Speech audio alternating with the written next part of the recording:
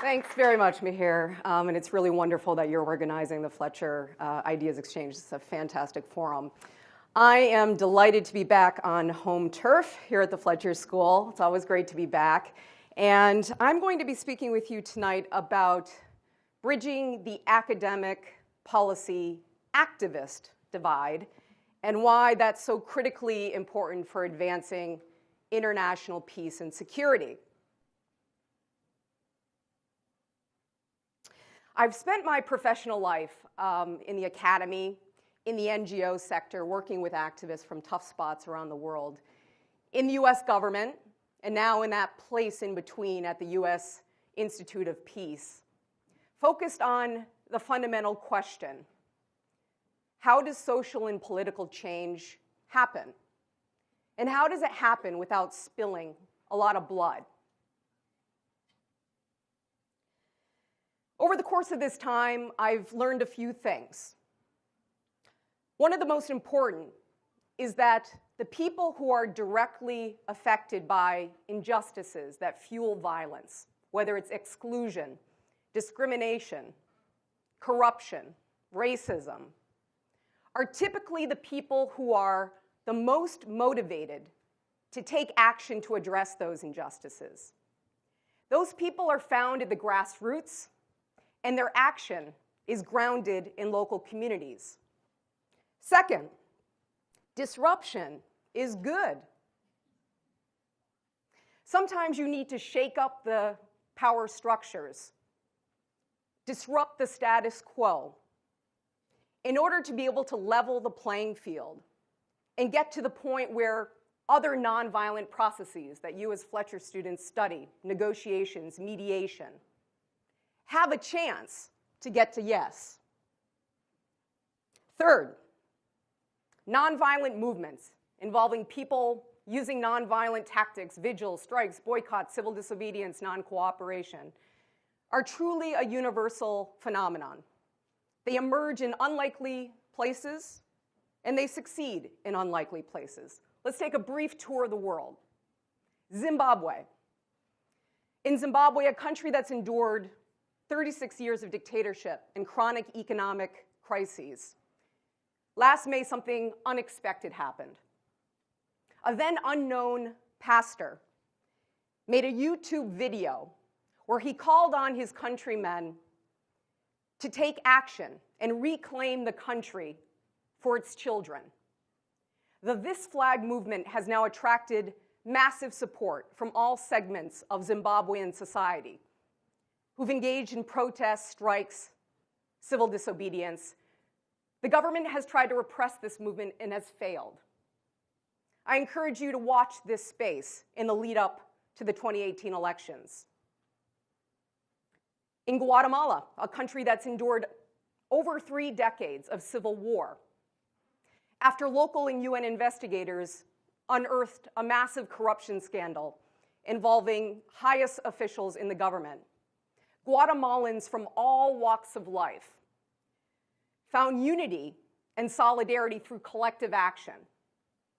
They engaged in 20 days of concerted protests outside the National Palace, a nationwide strike. This pressure ultimately forced the president and his entourage to resign and face justice, all without violence.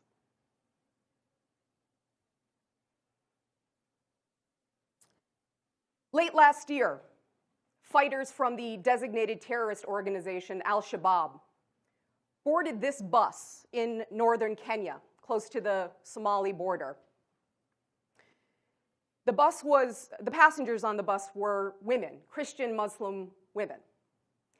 The Al-Shabaab fighters asked that the Muslim women get up and separate themselves from the Christians. Typically, this was a precursor to mass slaughter. What was the reaction of the women? The Muslim women refused to be separated from the Christian women. They said, "You will kill us all, or you will leave us all alone." They provided headscarves to the Christian women and hid them in the bus. And what happened? The fighters left. None of the people on the bus were killed. It also goes to show you the power and fierceness of women when they organize. In this country, perhaps the most consequential movement of my lifetime, the Black Lives Matter movement, has forced a national conversation about race and justice, and has brilliantly shown the intersections of different systems of oppression. A truly remarkable movement. So these were just a few examples, but why should researchers, policymakers, practitioners really care about movements? Why do movements matter? Turns out, some of you may be familiar with this research, turns out that nonviolent movements are actually quite effective at challenging injustices and in building more inclusive societies. A few years ago, when I was in the State Department, incidentally deployed to Kabul, Afghanistan, the peak period of Taliban fighting, when I was doing research for this book, Erica Chenoweth, who's a professor at the University of Denver, she and I collected data on about 330 violent and nonviolent campaigns. These were campaigns challenging incumbent regimes in foreign military occupations. They needed to have at least 1,000 observed participants to be included in the data set. We asked the fundamental question: against these formidable opponents, which form of resistance, violent or nonviolent, has been most effective? The result, for many, came as a surprise. The nonviolent movements succeeded twice as often as the violent ones, 53% of the time compared to 26% for the violent campaigns. We found that the most significant variable contributing to the outcome of campaigns was participation. The average nonviolent campaign attracted 11 times the level of participants as the average violent campaign.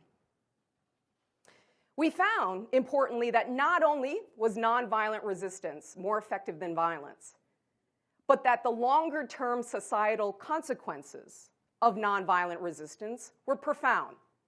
Not only did nonviolent campaigns usher in to a significant degree more than violent campaigns democracy and democratic consolidation, they were also far more likely to bring about societies that stayed peaceful and did not fall back into civil war. That study culminated in a book, Why Civil Resistance Works, and it came out right as the Arab Spring was starting.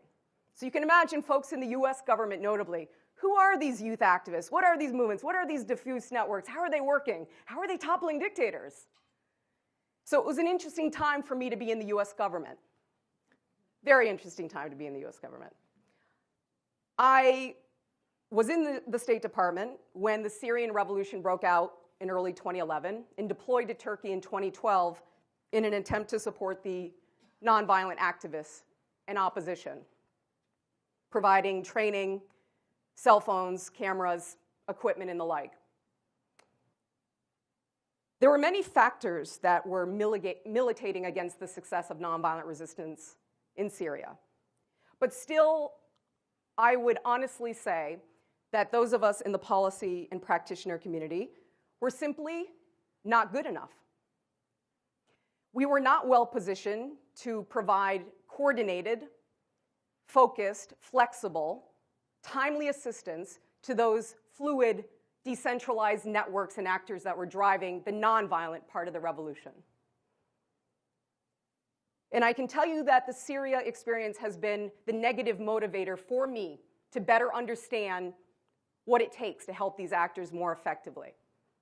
Syria may have been a worst-case scenario, but given the resurgence of authoritarianism that's happening around the world, not only in Russia, in many parts of the world, and the closing of civic space that's well documented, we need, as an international community, to figure out how to more effectively support these nonviolent actors.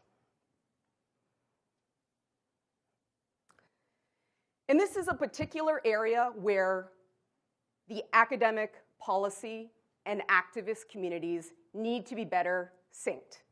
At the end of the day, we need to have an evidence base for which forms of assistance, under which conditions, actually can help activists and movements and not undermine their local legitimacy, put them in greater risk, create a marketplace for activism, which is a worst-case scenario.